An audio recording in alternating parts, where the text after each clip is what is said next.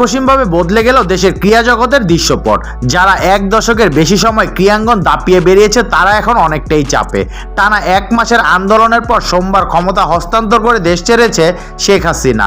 সদ্য বিদায়ী প্রধানমন্ত্রী চলে যাওয়ায় প্রশাসন থেকে শুরু করে পুরো রাষ্ট্র ব্যবস্থায় ধাক্কা এসেছে।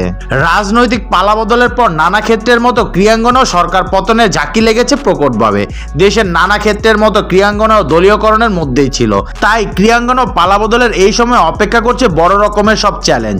দেশের দুই শীর্ষ ক্রীড়া ফেডারেশন ফুটবল ও ক্রিকেট নাজমুল হাসান পাপন ও গাজী সালাউদ্দিন দুইজনই সভাপতির চেয়ারে 1 দশকের বেশি সময়। নাজমুল হাসান পাপন ক্রিকেট বোর্ডের সভাপতির পাশাপাশি সরকার দলের সংসদ সদস্য কয়েক মেয়াদে, এবার ক্রীড়া মন্ত্রীও হয়েছেন। নতুন সরকার গঠন হওয়ার পথে থাকায় পাপনের মন্ত্রিত্ব আর নেই। পাপন মন্ত্রী হওয়ার আগে থেকে ক্রীড়াঙ্গনে অলিখিত অভিভাবক। হকি, ফুটবল সহ অনেক সমস্যার সমাধান তার দ্বারস্থ হতেন। পাপন অবশ্য বিসিবির নির্বাচিত সভাপতি।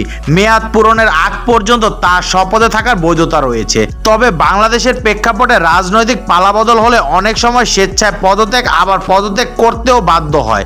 বাংলাদেশের ক্রিকেট বোর্ড পাপন অনেকটাই এককভাবে চালিয়েছেন।